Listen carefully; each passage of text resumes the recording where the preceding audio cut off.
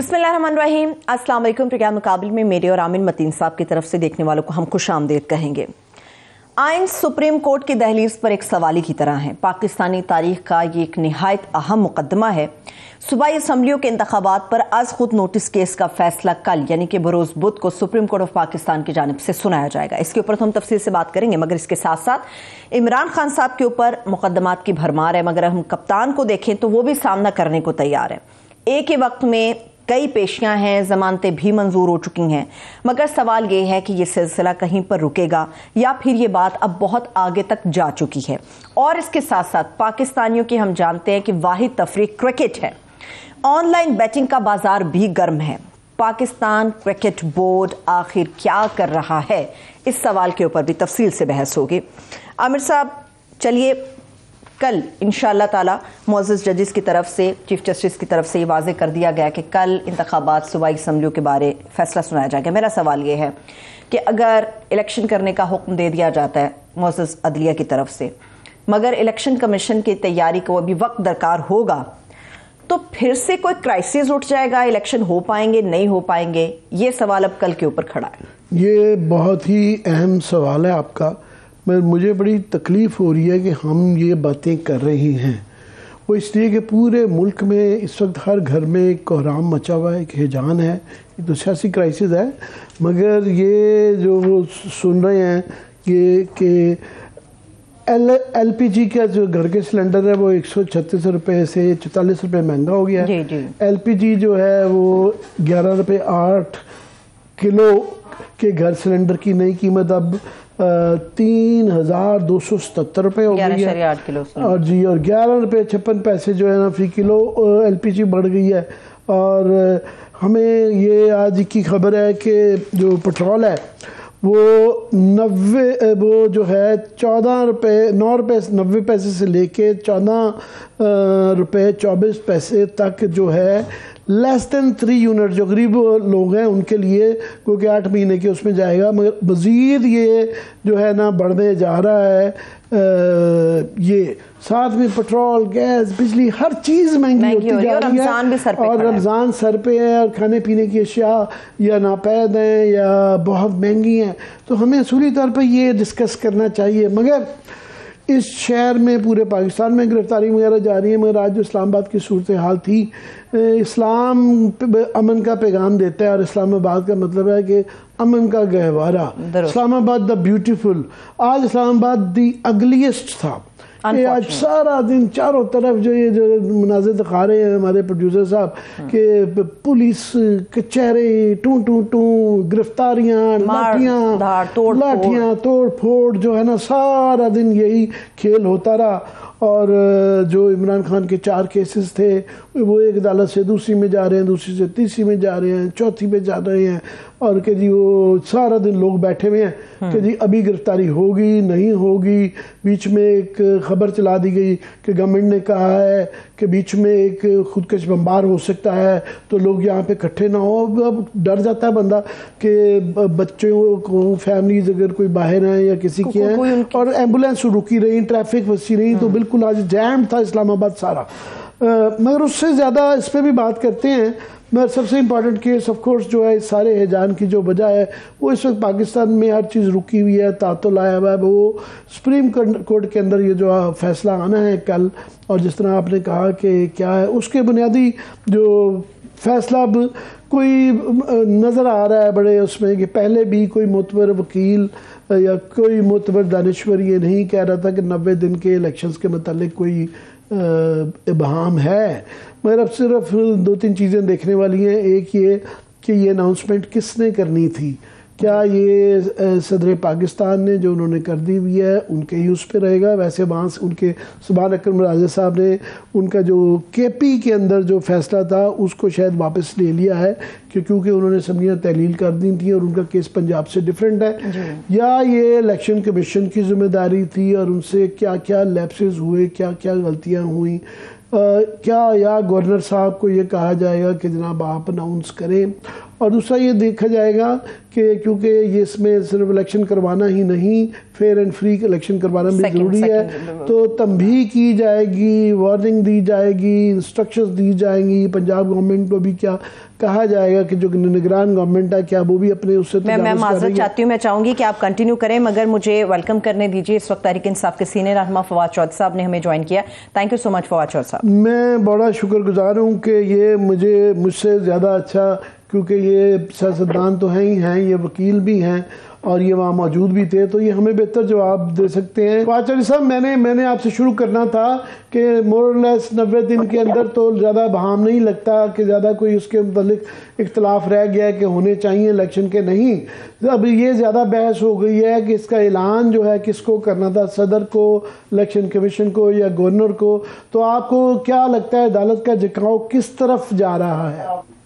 देखिए आमिर, ये तीन जो इदारे हैं ना, सदर ममलिकत है, इलेक्शन कमीशन ऑफ पाकिस्तान है और गवर्नर है, जो ज्यादा डिबेट हुई है वो यही हुई है कि ये तीनों इदारों के पास एक किस्म का पैरेलल इख्तियार कुछ ना कुछ है इसको अनाउंस करने का। ये जो तीनों ही है ना जी, election commission of Pakistan, governor और प्रेसिडेंट, तीनों का कुछ ना कुछ इख्तियार जरूर है इलेक्शन अनाउंस करने का, ये तय है। लेकिन जो ज्यादा बहस हुई है और कल ज्यादातर जो गुफ्तगू रही वो ये है कि ऑर्गेनाइज करना भी इलेक्शन कमीशन का काम है। तो मुझे यही लगता है कि अल्टीमेटली इलेक्शन कमीशन ही की जिम्मेदारी बनेगी, क्योंकि सब ने, गवर्नर ने भी अपना जो काम है वो सारा जो है वो डाल दिया है इलेक्शन कमीशन के ऊपर ही, और कहा है कि इलेक्शन कमीशन ये फैसला। जी, तो ये क्या ख्याल है आपको कि सिर्फ फैसले की इसी उस पर तक वो मुख्तर रखेंगे अपना कि किसको अनाउंसमेंट करनी जाएगी, या जो लैप्सेस हुए हैं मुबैना तौर पे इलेक्शन कमीशन से या गवर्नर हजरात से, आपके ख्याल में अदालत, क्योंकि फेयर एंड फ्री इलेक्शन करवाना भी एक आईनी जिम्मेदारी है, उस पर अदालत कई तंबीह भी करेगी और पंजाब गवर्नमेंट के अंदर भी जो जिस किस्म की वहाँ पे नज़र आ रहा है तकरीरों के अंदर एक जानबदारी दिखाई जाती है? देखिए, जैसे मोहम्मद अली मजहर साहब ने आज जो गवर्नर के वकील थे उनको ये कहा कि अगर 90 दिनों में इलेक्शन नहीं हो सके तो फिर आप हमें बताएं कि रिस्पॉन्सिबिलिटी किस पे फिक्स कर रही है। इतनी बड़ी कॉन्स्टिट्यूशनल वायलेशन है और अगर कोई भी जिम्मेदारी नहीं लेगा तो ये तो मुमकिन नहीं है। तो आप हमें गाइड करें कि गवर्नर साहबान की अगर जिम्मेदारी थी और उन्होंने अदा नहीं की तो उनके ऊपर जो है वो ये जिम्मेदारी फिक्स होगी या इलेक्शन कमीशन ऑफ पाकिस्तान के ऊपर ये जिम्मेदारी फिक्स होगी। तो अब देखते हैं कि कल जब जजमेंट आती है उसमें, क्योंकि ये जो हमने देखा ये है कि जो सुप्रीम कोर्ट की जजमेंट्स आई हैं, जैसे परवेज इलाही साहब के केस में हो या उससे पहले इवन कासिम सूरी के केस में हो, वो बड़ी माइन्यूट डिटेल में गए हैं कि इजलास कब होगा। वो उन्होंने बड़ी, जिस लाहौर हाई कोर्ट ने जजमेंट दे दी ना और अपना फैसला का जो आखिरी पैरा था वो वेग छोड़ दिया कि जी गवर्नर से कंसल्टेशन करें, वो फैसला इम्प्लीमेंट ही नहीं हुआ। सुप्रीम कोर्ट ने अभी तक इस तरह की जजमेंट्स नहीं दी, वो बड़ी डिटेल्ड में आगे जाके माइन्यूट तय करते हैं कि किसने क्या करना है। तो I am looking forward to that kind of judgement. ये आज बहुत ज़्यादा ये भी इशू रहा जस्टिस फायज ईसा साहब और याया अफरीदी की तरफ से कि बेंच फिक्सिंग का और केस फिक्सिंग का जो एक इशू रहता है और ये बड़ा पेरेनियल, बड़ा दायमी और बार बार ये इशू आता है, और ये मौजूदा भी जो बेंच है जो ये फैसला कर रहा है इसके ऊपर बड़े एतराज़ात किए गए कि जनाब ये फुल बेंच नहीं है, फलाने जज को होना चाहिए, फलाने को नहीं होना चाहिए। इसका क्या हल क्या है? ये दायमी इशू तभी आता है जब नून लीग से जुडिशरी की लड़ाई होती है। अब आपसे ज्यादा तो कोई नहीं जानता, पाकिस्तान के बड़े कम लोग होंगे जो इतने अरसे से इन मामलात को देख रहे हैं कि जब रफीक तारड़ नाम के एक साहब हुआ करते थे और आपको पता ही है कि उनके जिम्मे लगा था कि उन्होंने किस तरह से बेंच तोड़ना है, और कोयटा बेंच से फिर वो फैसला आया और जिसने चीफ जस्टिस को काम करने से रोका, फिर इसके ऊपर एक पूरी की पूरी जो है वो बनाई गई, एक मुहिम बनाई गई, और फिर सजाद अली शाह साहब चीफ जस्टिस से कोर्ट पे हमला भी हो गया। The only time in the history of Pakistan जब किसी पार्टी ने फिजिकली हमला कर दिया सुप्रीम कोर्ट के ऊपर। तो वो आपको जरूरत ये है कि आप जरा एजुकेट भी लोगों को करें कि वो उस वक्त जब इसका रफीक तारड़ का और नवाज शरीफ, और इन्होंने कैसे सुप्रीम कोर्ट को तोड़ा था। आज भी वही कहानी दोहराई जाने की कोशिश हो रही है और ये जो चीफ जस्टिस को और सुप्रीम कोर्ट की जजेस को कमजोर करने की एक कोशिश और ताकत है।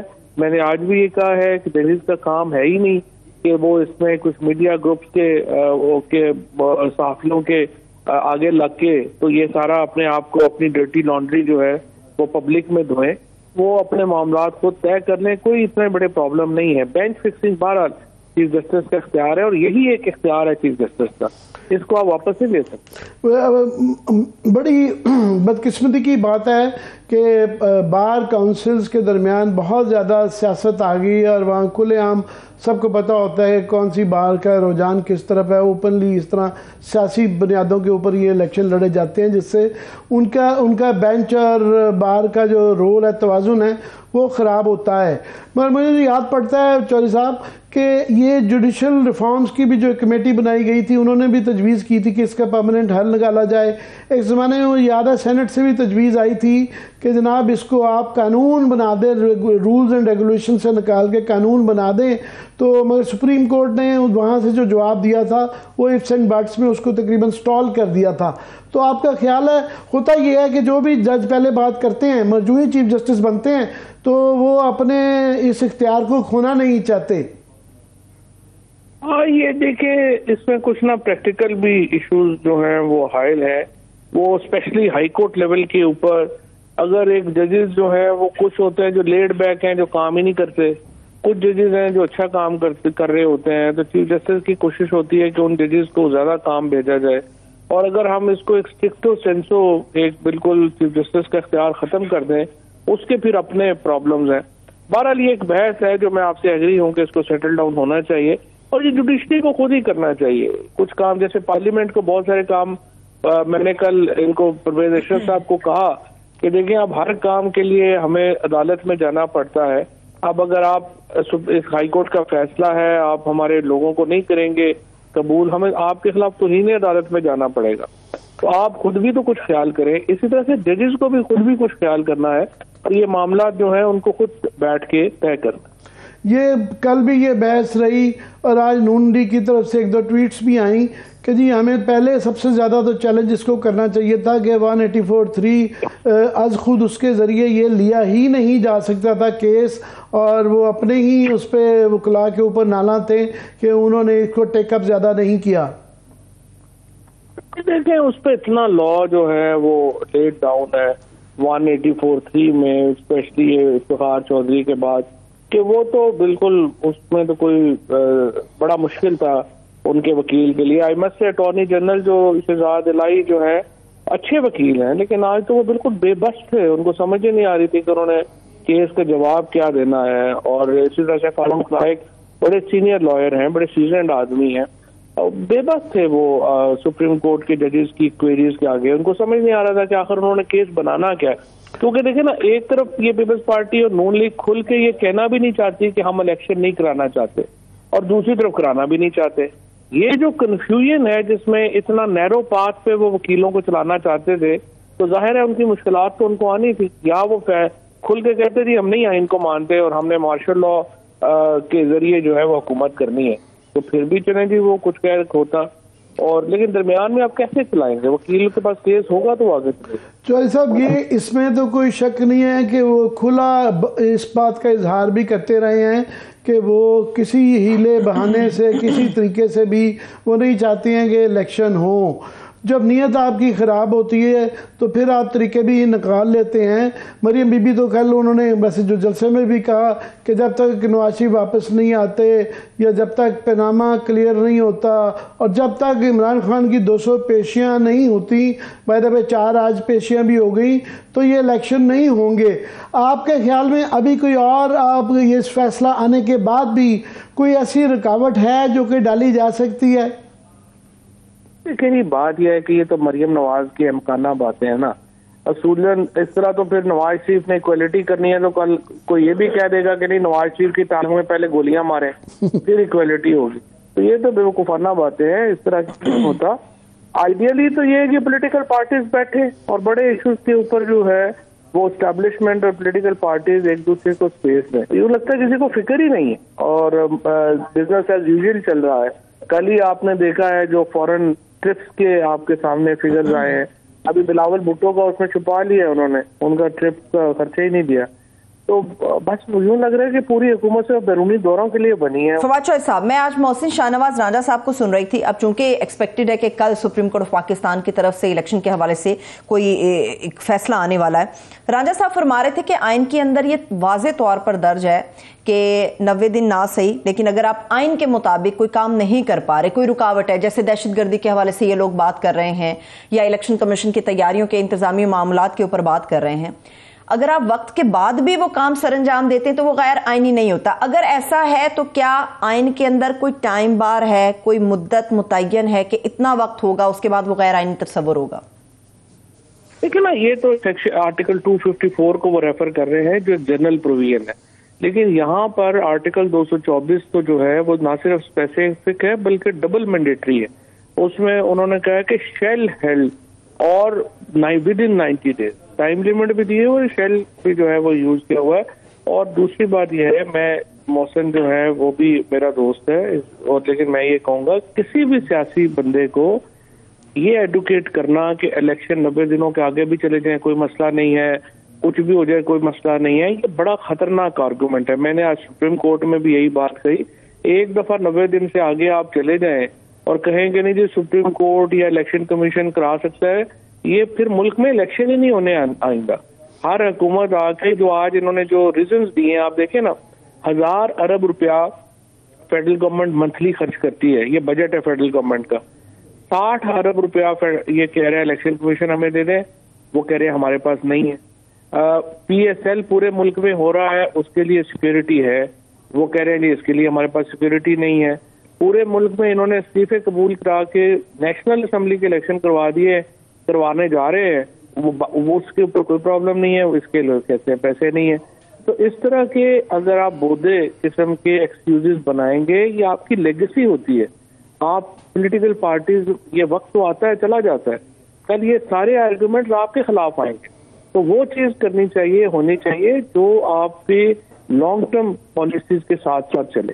ये बिल्कुल वक्त, आप देखिए ना, नून लीग की कोई एक कभी आपको नजर नहीं आएगा, कोई कंसिस्टेंसी नहीं है, कोई उनका पॉलिसी के अंदर कोई वो पता ही नहीं है कि वो किधर खड़े हैं। कभी वो एस्टेब्लिशमेंट के साथ हो जाते हैं, कभी एंटी एस्टेब्लिशमेंट हो जाते हैं, कभी वो अचानक जो है वो नवाज शरीफ आपको लेफ्टिस्ट लगना शुरू हो जाते हैं, कभी लगता है कि ये इंतहाई राइटिस्ट है। उनकी कोई पॉलिसी कंसिस्टेंसी है ही नहीं, जिसकी वजह से Noon League is no way today. एक और रखना जो है, हमारे दोस्त और कुलीग जो हैं मोहम्मद मालिक साहब, वो 2 दिन से प्रोग्राम में कह रहे हैं कि उनके पास बड़ी इतलाएं हैं कि पावर सर्कल्स में नून लीग के ख़ासतौर पर PDM के ये बात चल रही है कि इस बात का इम्कान है कि इलेक्शन कमिश्नर या इलेक्शन कमीशन के कुछ अफराद जो हैं वो रिज़ाइन कर दें। तो आज ये बात कर रहे थे तो उनके एक पैनल में वकला भी थे, 2 राय पाई जाती थी। एक ने कहा कि जनाब इससे कोई थोड़ा सा मुकम्मल होना ज़रूरी है, तो ये 2-4-5 दिन की ताख़ीर हो सकती है। दूसरे ने कहा जी नहीं, ये भी पॉसिबल नहीं है, सुप्रीम कोर्ट जो है इसका वाया मीडिया निकालेगी। आपका क्या इस पर रद्द अमल है? नहीं, वो देखिए, पहली बात तो यह है कि अब 18वीं तरमीम के बाद चीफ इलेक्शन कमिश्नर जो है वो सिर्फ फर्स्ट अमंग द इक्वल्स है, उसकी अपनी कोई हैसियत नहीं है उस तरह से। तो अगर वो रिजाइन भी कर देता है तो जो सीनियर मोस्ट है he will take acting charge. हाँ, अगर 5 के 5 मेंबर रिजाइन कर दे तो फिर एक अर्जेंसी जरूर आएगी कि आपको जल्द अज जल्द कमीशन जो है वो मुकम्मल करना पड़ेगा। और उसके लिए हम पहले ही कह चुके हैं, शाह महमूद कुरैशी साहब जो है उनको आप बनाएं और उसके बाद जो है वो आप अगला प्रोसेस शुरू करें। तो इसीलिए हम चाहते हैं कि ये हमारे मेंबर्स और शाह महमूद कुरैशी साहब की लीडर ऑफ अपोजिशन की नॉमिनेशन। जी चौधरी साहब, अगर आपको मेरी आवाज़ आ रही है तो ये आज सारा दिन जो ये दंगा फसाद रहा और आपके चारों मुकदमात के अंदर बहरहाल उनको ज़मानत तो मिल गई इमरान खान साहब को, मगर अभी ATA 7 दहशत गर्दी के उसमें बताया जा रहा है कि आपके 25 अफराद जो है गिरफ़्तार कर लिए गए हैं और इस वक्त छापे मारे जा रहे हैं बाकी जगहों पे, और इस्लामाबाद में भी बाकी अफराद को कैद करने के लिए। क्या कहेंगे आप? आमिर साहब, पहली बात तो ये है कि मुझे तो आपकी आवाज़ बिल्कुल साफ आ रही है और हमारी तरफ थोड़ा सा इशू हो रहा है, तो हमारी तरफ इशू हो रहा है, प्लीज़ उसकी माजरत। अच्छा, दूसरी बात यह है कि मैं आपको बताऊं कि ये बहुत ही एक जाति के ऊपर मबनी बात है कि ये एंटी टेररिज्म लॉ को इस्तेमाल कर रहे हैं पॉलिटिकल प्रोटेस्टर्स के अगेंस्ट। ये पाकिस्तान में दहशत गर्दी कितना बड़ा जेन्युइन प्रॉब्लम है, और लग ये रहा है कि राना सनाउल्लाह एंड कंपनी जो है उसको कोई एहसास ही नहीं है कि ये बहुत सीरियस मसला है और आप इस लॉ को मिसयूज नहीं कर सकते। ये जिस तरीके से इन्होंने आज इमरान खान के ऊपर भी जो केस है एंटी टेररिज्म का हुआ है, वो देखिए ना, मजाक है। 25 लोगों ने इलेक्शन कमीशन के बाहर मुजाहरा किया, एक गमला नहीं टूटा और आपने इमरान खान को एंटी टेररिज्म का लॉ लगा दिया। आज भी जो लोगों को उठाया जा रहा है, सुप्रीम कोर्ट का 7 मेंबर बेंच ये कह चुका है इस तरह आप एंटी टेररिज्म लॉ नहीं लगाएंगे, लेकिन कोई परवाह नहीं हो रही किसी को। तो ये तो सुप्रीम कोर्ट का काम है कि जो फैसले करे उसको इम्प्लीमेंट करे। अगर सुप्रीम कोर्ट अपने फैसलों को इम्प्लीमेंट नहीं कराएगी, उसके नतीजे में सुप्रीम कोर्ट का इज्जत भी नहीं रहेगी और वो अहमियत भी खत्म हो जाएगी। लास्टली चौधरी साहब के कल ये अदालत फैसला दे देगी, 11 बजे का बताया गया है, तो आपके ख्याल में उनका जो झुकाव है, ये जो इलेक्शन शेड्यूल को श्रिंक किया जाएगा या कोई इस तरह की तरीकाकार निकाला जाएगा कि 7-8 दिन, 9 दिन, 10 दिन आगे बढ़ा दिए जाएं? देखिए, मेरे ख्याल में तो आगे बढ़ाना बहुत ज्यादा होगी। कोई पाकिस्तान में कॉन्स्टिट्यूशन ये अलाउ नहीं करता, और इलेक्शन का जो शेड्यूल है उसको श्रिंक करना चाहिए। 54 डेज में नहीं तो आप 45 डेज में इलेक्शन करवा दें। उसकी वजह यह है कि आप नॉमिनेशन पेपर जमा कराने आपने 4 दिन दिए हुए, 5 दिन दिए हुए, वो आप 2 दिन कर दें। अपीलों के लिए 3 दिन दिए हुए हैं, वो आप 2 दिन कर दें। इसको मैनेज करना चाहिए और आपको बहरहाल ये जो मामला है इसको आगे नहीं जाना चाहिए, क्योंकि फिर मेरा प्रॉब्लम ये नहीं है कि इस दफा क्या होगा, मेरा प्रॉब्लम ये है मुस्तकबिल में क्या होगा।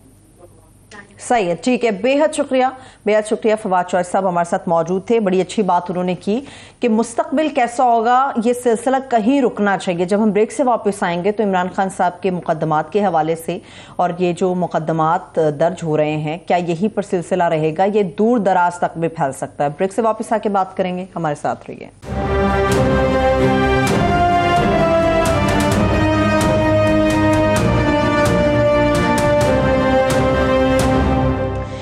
ब्रेक के बाद एक बार फिर से प्रोग्राम में हम आपको खुश आमदेद कहेंगे। आमिर साहब, मुकदमात के ऊपर तो चलिए देखेंगे, बात करते हैं, मगर एक सवाल बड़ा अहम है।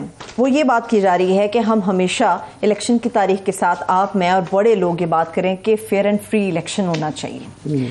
सवाल ये है कि जब 2 सूबों के अंदर गवर्नमेंट्स बैठी होंगी, नेशनल असम्बली के इंतखाबात हो जाएंगे, क्या आने वाले नताइज को तस्लीम किया जाएगा ऐसे सूरत में कि पंजाब और KPK में कोई गवर्नमेंट ऑलरेडी बैठी हुई होगी? बात ये है ट्रस्ट की। सूली तौर पे तो दुनिया भर में ये केयर टेकर का बहुत ही, मेरा ख्याल, मुझे तो नहीं याद पड़ता कि किसी मुल्क में केयर टेकर का निज़ाम है।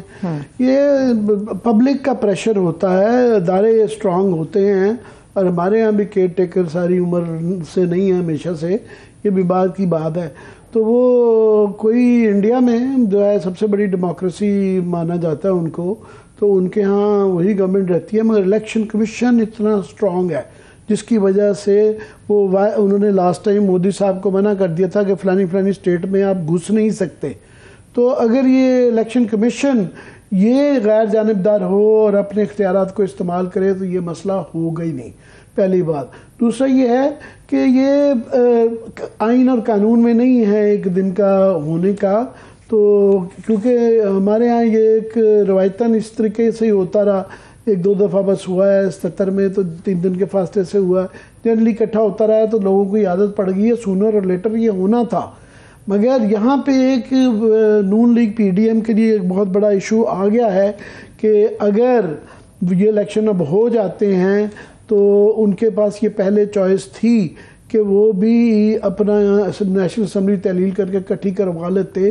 तो अब उनके लिए जो सबसे बड़ा डर है, और ख़ास तौर पे ये राजेंद्र मूड के रिज़ल्ट के बाद उनको नज़र आ रहा है कि मूड पंजाब का और साउथ पंजाब का किस तरफ जा रहा है, और केपी के अंदर भी कुछ इसी तरह का ही मूड नज़र आ रहा है कि वहाँ पे जब ये अगर इनके ये जीत गई पीटीआई और नेक्स्ट इलेक्शन के वो वहाँ केयर टेकर गवर्नमेंट नहीं होगी, तो इन्होंने जो यहाँ पे के निगरान हुकूमतों के होते हुए भी कोई कसर नहीं छोड़ी है। सही, ये बिल्कुल वो इस तरह ही बिहेव कर रहे हैं जिस तरह कि वो पीडीएम की ही गवर्नमेंट है।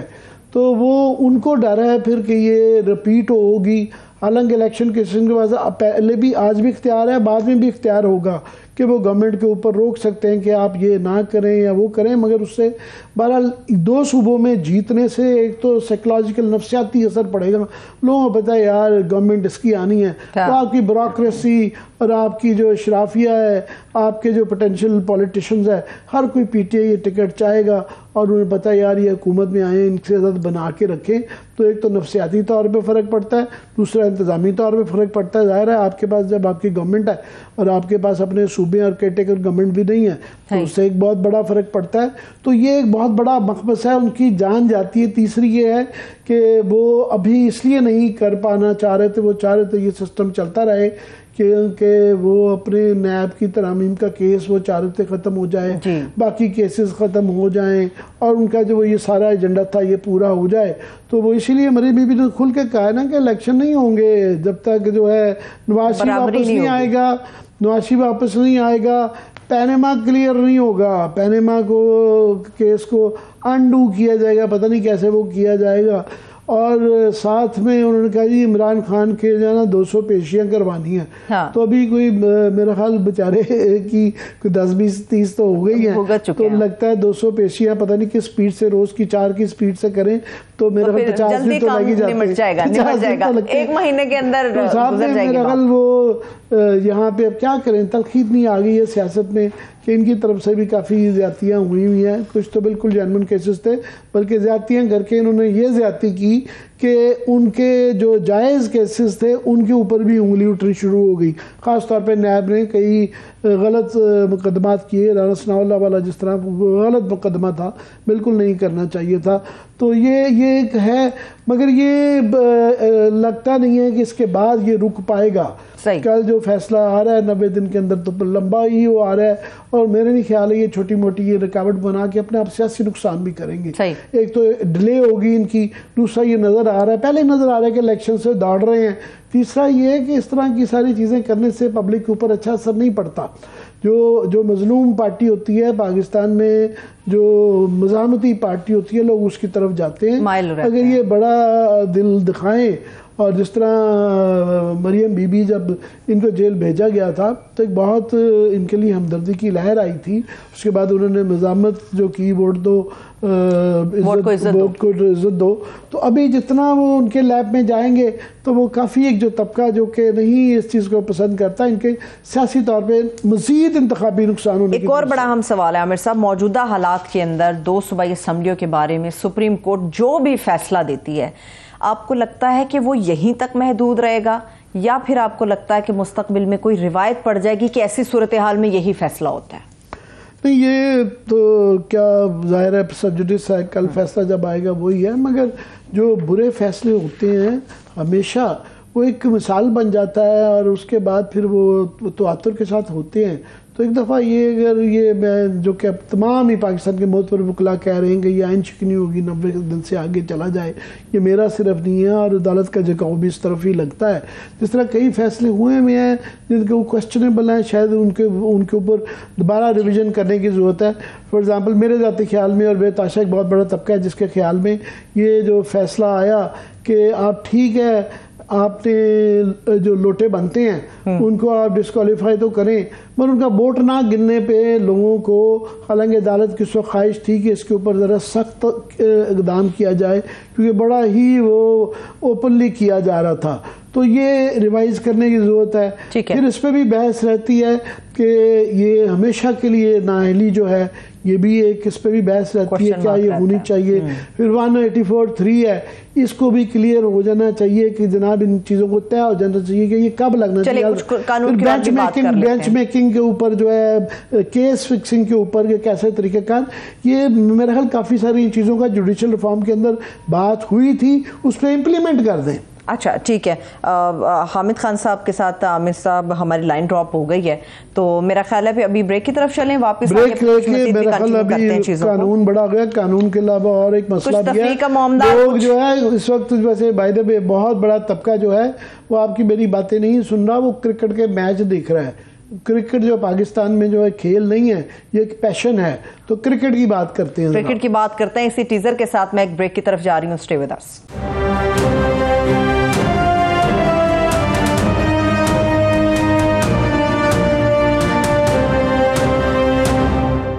ब्रेक के बाद एक बार फिर से प्रोग्राम में खुशामदीद कहेंगे। बात है आमिर साहब उस पैशन की जिसके ऊपर ऑनलाइन बैटिंग का, मैं सीधे अल्फाज में कहूँ तो शायद जवारियों का ठप्पा लग गया उसके ऊपर। हो क्या रहा है पाकिस्तान में? एक तरफ तो सब चीज़ें करप्ट थी, अब इस तरफ क्या हो रहा है पाकिस्तान के अंदर? ये मैंने कहा ना, पाकिस्तान में जो है क्रिकेट एक खेल नहीं है, ये एक पैशन है, और ये वो वाली चीज़ है जो पाकिस्तान को जोड़ती है। तो ये इसके मतलब मैंने खुद ज़ाती तौर पे मैं बहुत ज़्यादा क्रिकेट देखा करता था, मगर वो हैंसी क्रोनी जब उसकी वो इतराफ़ आया कि वो मैच फिक्सिंग और उसके अंदर वो जो है जुए में मुलव्वस था, फिर हमारे अपने जो है मोहम्मद आमिर, मोहम्मद आसिफ, सलमान बट ये इन्वॉल्व हुए, तो यकीन करें मेरा क्रिकेट में 25% तक इंटरेस्ट रह गया। अब PSL है तो मैं देख रहता हूँ, मेरा नहीं। और मेरी तरह के बड़े बेताशा लोग हैं कि जब ये चीज़ जुए की ज़्यादा इल्ज़ाम लगते हैं, ज़्यादा तक वो होती है, अब किसी से ही पूछ रहे हैं लोगों से, वो कहें मैं ही देखना जी, वो देख भी लेते हैं ना, कह रहे होते हैं और जी साहब ये मिला जुला है। ज़रा किसी मैच में कई दफ़ा अपसेट्स भी आते हैं, कई दफ़ा होता है, मगर एक फ़ौरन ज़हन में आता है क्योंकि हमारी ये एक तारीख़ रही हुई है। अभी ये एक सवाल आया है बड़ा खौफनाक सा, और ये सवाल ये आया है कि ये एक चीज़ होती है सरोगेट स्पॉन्सर्स, वो ये है कि आप जाली जो है ना मिलते जुलते नाम से, तो ये एक इस वक्त 5-6 कंपनियां हैं, 5-7 कंपनियां हैं।